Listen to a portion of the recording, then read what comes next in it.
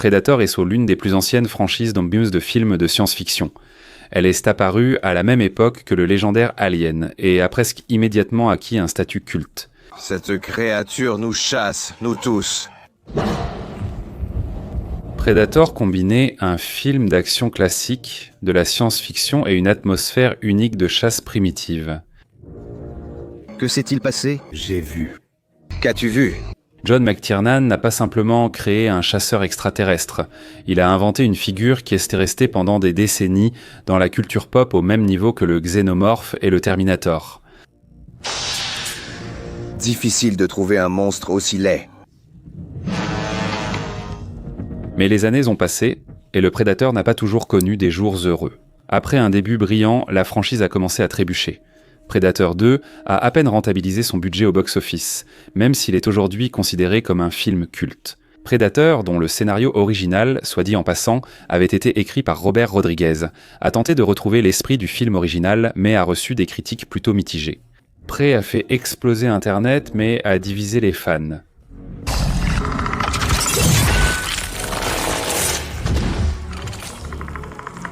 Le Predator de 2018 était si étrange que les spectateurs se sont demandé « Comprenez-vous vraiment ce que vous faites avec ce personnage ?» Il y a aussi eu des crossovers avec Alien qui ont également reçu une réaction mitigée. Beaucoup les voient encore non comme du canon, mais comme une fanfiction sympathique. Et c'est dans ce contexte que surgit Predator, planète de la mort. Un film qui réussit ce que la franchise n'avait pas réussi depuis des années. Il propose une nouvelle interprétation, un nouveau ton et une nouvelle dramaturgie, tout en modifiant le lore du Predator à un niveau fondamental.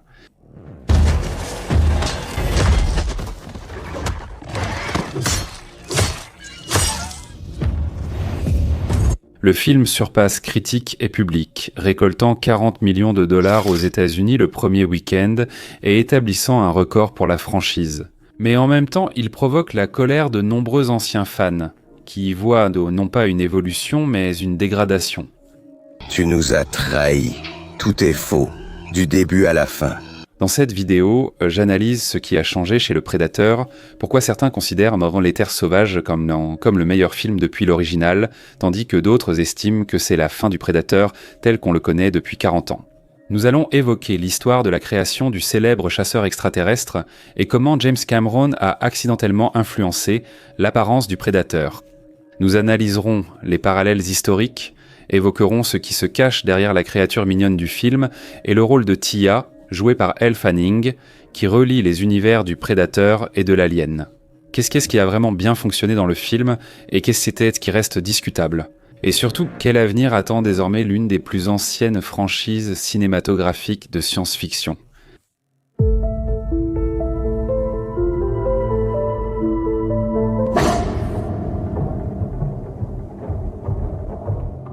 Malgré l'antipathie d'une partie des anciens fans envers le nouveau Kiszcznik, on ne peut pas ignorer ses points forts. Si l'on se rappelle le succès du lancement en salle et les nombreux avis positifs, il devient évident que cela ne s'est pas produit sans raison.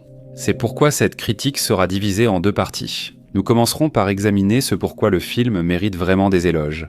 Puis vers la fin, nous passerons à une critique tout à fait justifiée et argumentée.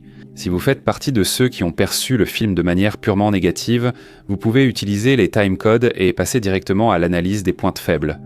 Cependant, je vous conseille tout de même de revenir ensuite au début et d'apprécier les aspects positifs. Ainsi, vous aurez une vision plus complète du film. Si l'on regarde dans le passé, la franchise Predator a commencé presque par hasard. C'était un projet dont personne n'attendait vraiment un tel succès. Il faut préciser que pour John McTiernan, le réalisateur, ce n'était que son deuxième film. Les frères Thomas, scénaristes du film, étaient inconnus et cherchaient en vain depuis des années à vendre leur scénario. Finalement, ils l'ont glissé sous la porte du producteur Joel Silver, qui a aussitôt été séduit par le projet. Personne n'aurait imaginé à l'époque que cette idée aurait un tel succès et durerait aussi longtemps. L'incroyable s'est produit, le projet a cartonné. Et avec un budget de 15 à 18 millions, ce qui aujourd'hui paraît dérisoire, à peine suffisant pour tourner un épisode d'une bonne série, le film a rapporté plus de 98 millions. Autrement dit, il a rapporté plus de 5 fois son budget. Le succès du film s'explique en grande partie par le fait que son idée correspondait parfaitement aux attentes de son époque. Le cinéma entrait alors dans l'ère des thèmes militaires et du culte du corps. Rambo et Commando étaient déjà sortis. Les héros musclés en tenue militaire étaient déjà devenus la norme.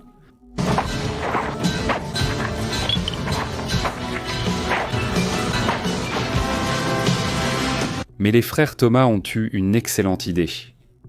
Et si on rassemblait ces gars costauds et musclés dans la jungle, qu'on les armait jusqu'aux dents et qu'on les opposait à un monstre extraterrestre venu sur Terre simplement pour chasser?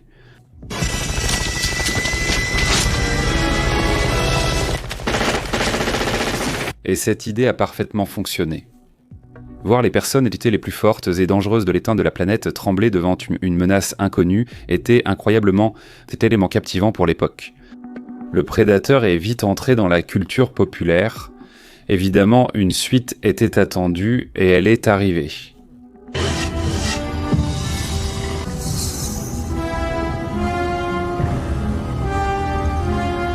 La suite de 1990. Un Los Angeles sombre où le prédateur affronte des gangs de rue et un policier incarné par Danny Glover s'est avérée violente, sombre et assez atypique pour le grand public. Ce n'était pas un échec, mais il n'a pas retrouvé le succès du premier film. Le budget a augmenté alors que les recettes ont baissé. Finalement, le film a eu de faibles résultats, poussant le studio à repenser la direction de la franchise. Les années suivantes furent étranges pour elle. Le prédateur est ensuite apparu dans les bandes dessinées, rencontrant le xénomorphe. Cela semblait trop fou pour arriver au cinéma. Mais c'est arrivé.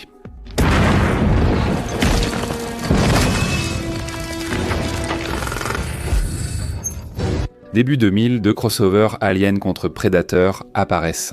Le premier était une attraction que les fans critiquaient, mais allez les quand même voir. Il a rapporté plus de 170 millions et a prouvé que la franchise était encore vivante. Le deuxième, Requiem, s'est noyé dans l'obscurité. Une image granuleuse et une réalisation étrange, mais il a quand même bien marché au box-office. Les studios l'ont compris, Predator attire toujours. En 2010 sort Predator avec un casting solide dont Adrien Brody, Walton Goggins et Laurence Fishburne. Une tentative de revenir aux origines, mais cette fois sans Schwarzenegger. Le film a été rentable, mais il lui manquait peut-être l'énergie primitive de l'original.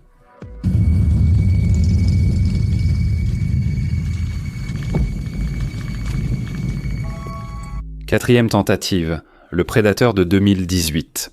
C'était déjà un film complètement différent, léger, presque comique et rempli de choix scénaristiques étranges. Pour les fans dévoués, c'était le dernier clou dans le cercueil de la franchise. Et pourtant, Predator n'est pas mort. En 2020 sort Prey, une histoire minimaliste se déroulant au XVIIIe siècle où des compétences primitives affrontent des technologies extraterrestres.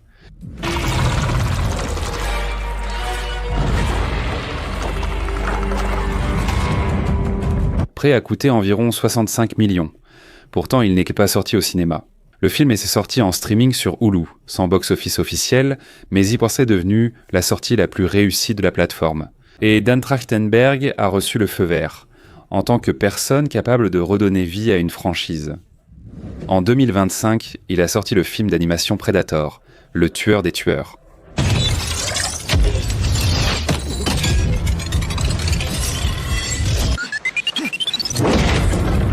Et ensuite, le cinéma a vu le nouveau film Predator, La planète de la mort.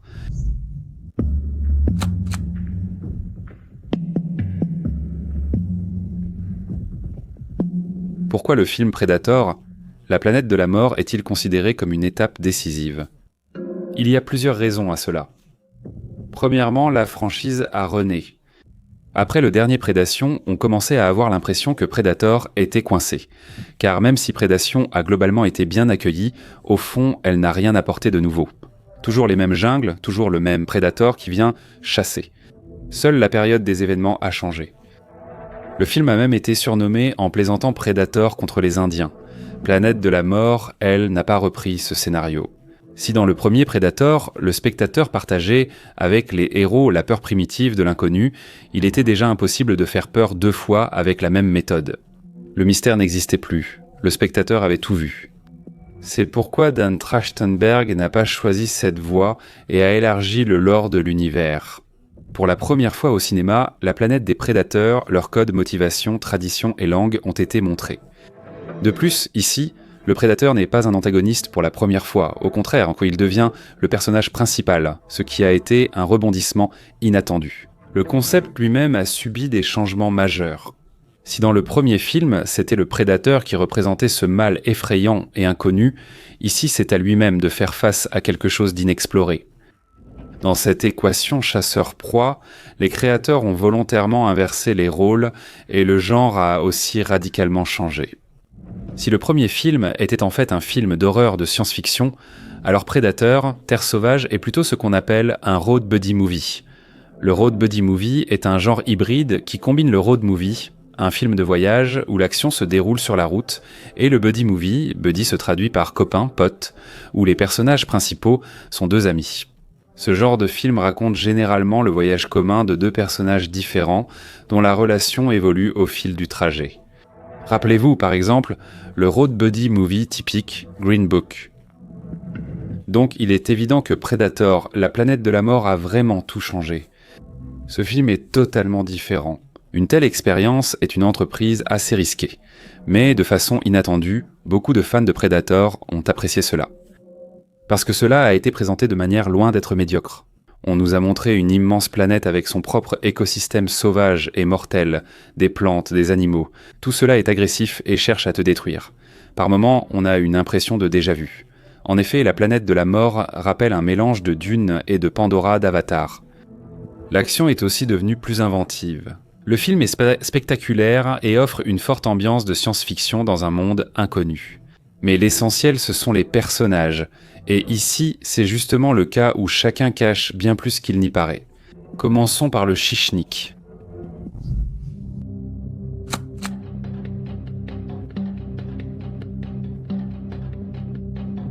L'histoire de Chichnik mérite d'être racontée depuis le tout début, depuis le moment de son apparition.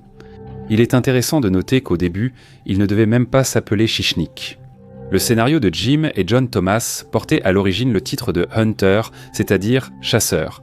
Mais à cette époque, une série portant le même nom était déjà diffusée aux États-Unis. Et le studio ne voulait pas de confusion. C'est pourquoi l'extraterrestre a été renommé en prédateur. Pourtant, le mot chasseur reflétait bien mieux le sens voulu. Le design du personnage est aussi intéressant. Fait curieux, l'apparence du prédateur a été influencée par hasard par James Cameron. Voilà comment cela s'est passé. L'image a été développée par feu Stan Winston. Vous n'avez probablement jamais entendu ce nom, mais dans le milieu du cinéma, il est en quelque sorte une légende. Il a remporté plusieurs Oscars et est l'un des spécialistes des effets spéciaux et du maquillage les plus reconnus et recherchés. Il a œuvré sur de nombreux films cultes. Alien, La Guerre des Étoiles, Batman, Le Défi, Jurassic Park, Intelligence Artificielle, Constantine, Transformers, Iron Man, Terminator et Terminator 2. Stanley Winston a conçu l'endosquelette du Terminator.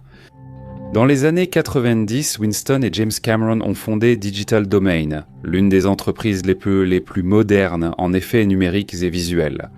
Plus tard, ils ont quitté l'entreprise. C'est Stanley Winston qui a conçu le design du Predator. Il racontait qu'il prenait l'avion avec Cameron pour discuter des aliens. Assis côte à côte dans l'avion, je faisais des croquis et dessinais le prédateur. Et Cameron a soudainement dit « Tu sais, j'ai toujours voulu voir quelque chose avec des mandibules. » Les mandibules sont des mâchoires jumelées chez les arthropodes, insectes, crustacés et mille pattes, aussi appelées mâchoires. Winston a aimé cette idée et le prédateur a obtenu ces fameuses mandibules, l'un des traits les plus marquants de son apparence. Il s'avère donc que le prédateur doit en partie son visage, si l'on peut dire ainsi, à James Cameron. Un monstre pareil, il faut le chercher.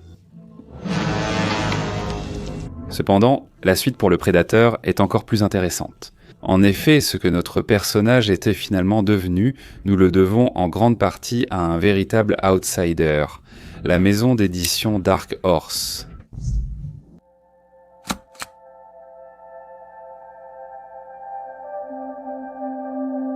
Si vous n'aimez pas les bandes dessinées, vous ne connaissez sans doute pas Dark Horse. Vous connaissez sûrement les comics Marvel et DC qui dominent le marché de la bande dessinée. Dans les années 1980, les éditeurs indépendants peinaient face aux géants du comic. Mike Richardson a donc nommé sa société Dark Horse, symbole d'un nouvel acteur inattendu qui réussit. Néanmoins, c'est à Dark Horse que nous devons l'existence de l'univers étendu de Predator et d'Alien.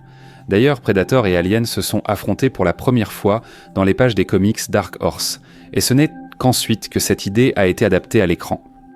Ce qui nous intéresse surtout, c'est le personnage.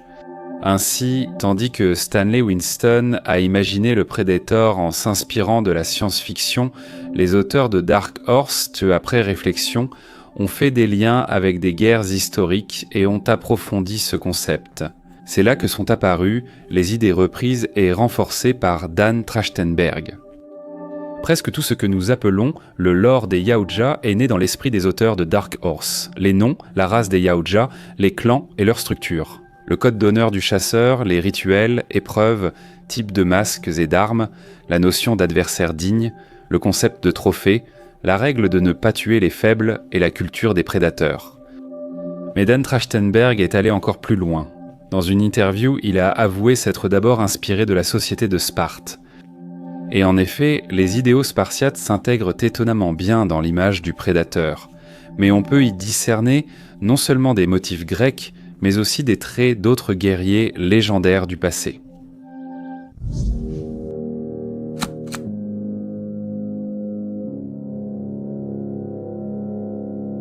Sparte reflète parfaitement les Yautja.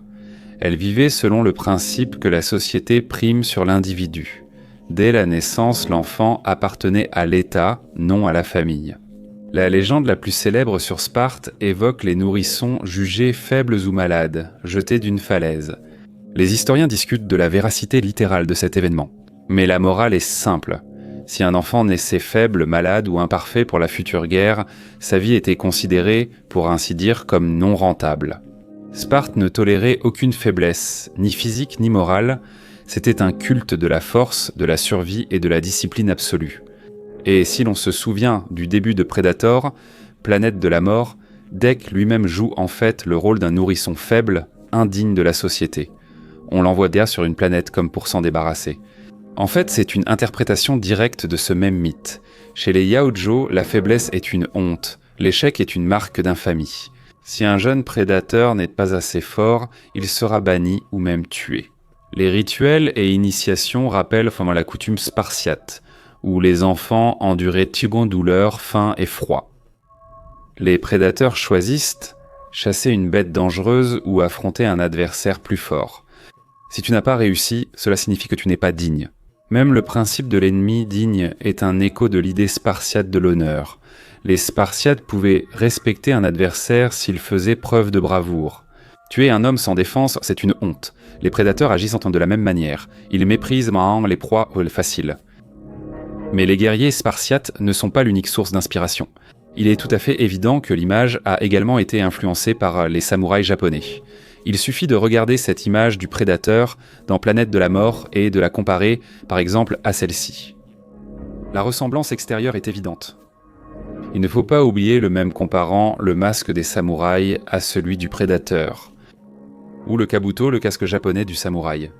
Armure segmentée, ornements rituels, masque effrayant au rictus démoniaque. Le samouraï la portait pour se protéger et inspirer la peur. Elle faisait partie de son image, prolongeant son esprit combatif. De même pour le prédateur, son masque est à la fois technologie, armure et identité. Les samouraïs avaient aussi leurs propres règles. Le code du Bushido, ou la voie du guerrier. C'est une combinaison de discipline, d'honneur, de soumission totale au devoir et de préparation à mourir à tout moment si le service l'exige. Et ce n'est pas un hasard si, dans Planète de la mort, on donne une épée au prédateur. C'est une référence évidente au katana japonais. Même le nom du clan Yaozo rappelle un peu les Yakuza, le groupe criminel organisé japonais. Mais il y a un autre peuple qui s'accorde étonnamment bien avec l'image du prédateur. Les guerriers de l'Empire mongol à l'époque de Tchingiz Khan. Les guerriers mongols étaient des chasseurs parfaits. Toute leur éducation était centrée sur la chasse, la survie et le culte du guerrier. Dès leur plus jeune âge, les garçons apprenaient à tirer à l'arc et à atteindre leur cible au galop. L'art militaire mongol c'est la chasse élevée au rang de stratégie impériale. C'est aussi très similaire au Yaozhou. Les Mongols avaient un culte de l'endurance et de la brutalité. Ils pouvaient parcourir d'immenses distances, survivre dans des conditions difficiles et se contenter de ressources minimales. Le prédateur est ainsi le même esprit des steppes, simplement transposé dans l'espace. Enfin, la ressemblance visuelle. Masque mongol, ornements de guerre, totem chamanique. Pour confirmer cela, on peut citer le fait que dans la bande-annonce, beaucoup ont immédiatement reconnu le groupe de folk mongol The Who.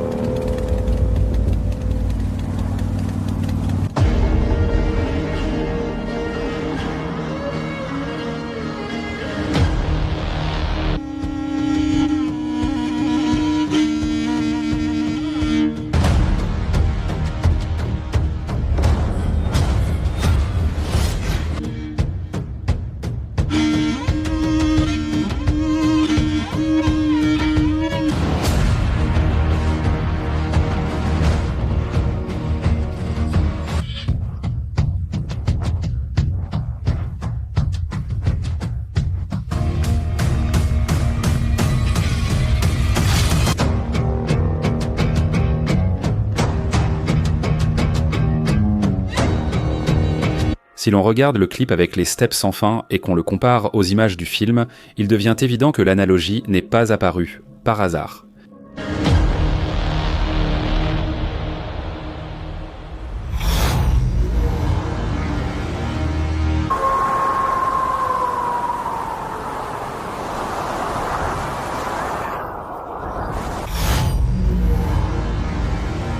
Les motifs musicaux qui résonnent dans le film font clairement référence au folk mongol. Comme vous pouvez le voir, l'image de l'extraterrestre combine plusieurs couches culturelles à la fois. Mais il s'avère que le prédateur n'est pas le seul personnage intéressant du film. Pour beaucoup, l'androïde Tia, jouée par Elle Fanning, est encore plus fascinante.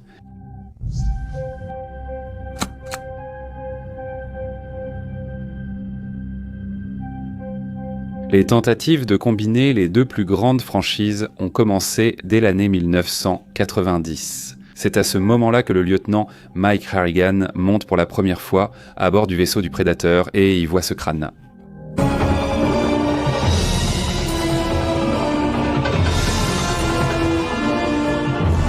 En fait, ce lien entre ces univers existait déjà dans le deuxième film. Cependant, Alien vs Predator et sa suite Requiem n'ont pas vraiment séduit les fans, dont certains ne les considèrent même pas comme canon. Dans Predator, la planète de la mort, ils ont temporairement cessé d'opposer le xénomorphe au Predator. Pourtant, les créateurs ont uni les univers, non via le xénomorphe, mais grâce aux androïdes. Étonnamment, cela a bien fonctionné.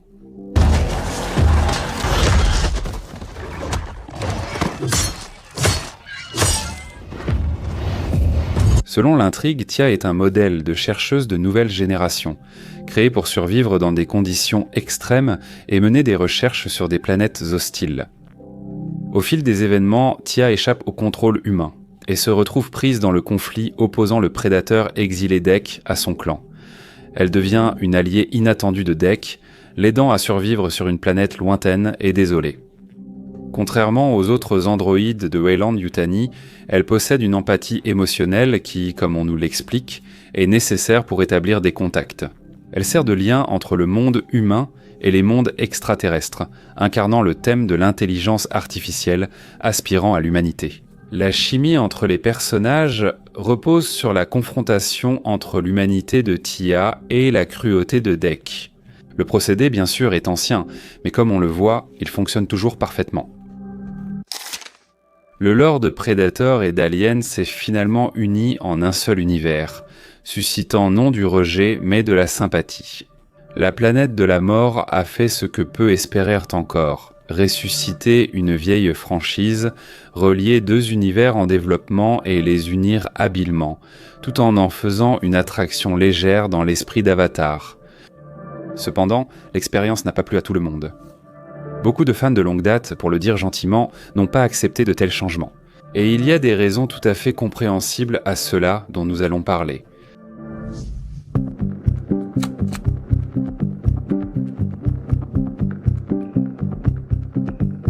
En réalité, les raisons du mécontentement des anciens fans sont tout à fait compréhensibles et explicables. Et si je devais caractériser le problème du film en un mot, ce mot serait Disney.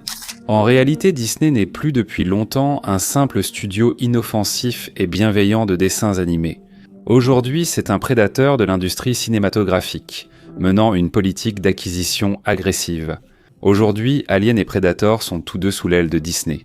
Et c'est plus important qu'il n'y paraît, car Disney, ce n'est pas seulement une structure, c'est tout un écosystème. Cinéma, produits dérivés, attractions, parcs à thème et, bien sûr, des gammes infinies de jouets. Et, ce qui est le plus curieux, c'est que bien souvent, ce sont justement les jouets qui rapportent plus de bénéfices que les films eux-mêmes. Certains plaisantent, même en disant que les films Disney ne sont qu'une coûteuse campagne publicitaire destinée à stimuler les ventes de produits dérivés et de jouets. Donc la logique du studio est simple. Pour qu'une marque vive, elle doit être sûre, reconnaissable et vendable. Idéalement avec une classification Parental Guidance, 13. Ce personnage doit pouvoir apparaître au cinéma et être placé dans une chambre d'enfant parmi les peluches et les Legos. À ce propos, lundi, je me souviens d'une phrase de Gary Kurtz, un producteur de cinéma américain qui a travaillé avec George Lucas sur Star Wars. Eh bien, il a dit un jour: « Le business des jouets est devenu le moteur de l'Empire. Quelle honte. Leurs revenus des jouets sont 3 fois supérieurs à ceux des films. Évidemment, ils prennent des décisions qui protègent à ça le business des jouets, mais ce n'est pas la meilleure option pour faire des films de qualité. » On comprend maintenant pourquoi une petite créature mignonne est apparue près du prédateur. C'est là que réside le principal problème, qui a aussi touché le prédateur. Tout ce qui tombe sous l'aile de Disney devient soudainement édulcoré et, disons, orienté vers un public plus large. Ainsi, le prédateur a vu sa classification passer à Parental Guidance, en 13. Certains pensent que c'est une astuce, car il n'y a pas de sang dans le film. Celui du prédateur est vert, celui du synthétique est blanc. Et soi-disant, le film est en réalité assez violent. Mais je vous en prie, allez raconter ça aux adolescents des années 90 qui se souviennent des premiers prédateurs écorchant leurs victimes et les suspendant par les pieds au plafond dans cet état. Ou Arnold Schwarzenegger dans Terminator, exhibant ses fesses nues.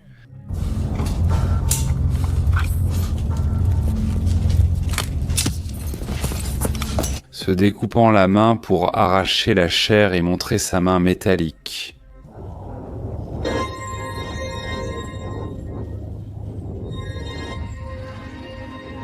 C'est à eux que vous voulez dire que le film Predator, la planète de la mort, est violent ? Presque tous les films de science-fiction cultes d'action du passé étaient beau classés R, c'était la norme. Predator, Alien, Terminator, Robocop, ils étaient en tous destinés aux adultes, durs, sans essayer de viser un public familial. C'est précisément pour cela que l'apparition du Parental Guidance 13 dans le nouveau volet de Predator a suscité une telle réaction. Pour beaucoup d'anciens fans, cela semble être un pas en arrière. Et il ne s'agit pas d'une soif de violence et de sang, mais du fait que la franchise a perdu son ton adulte qui ne changeait jamais.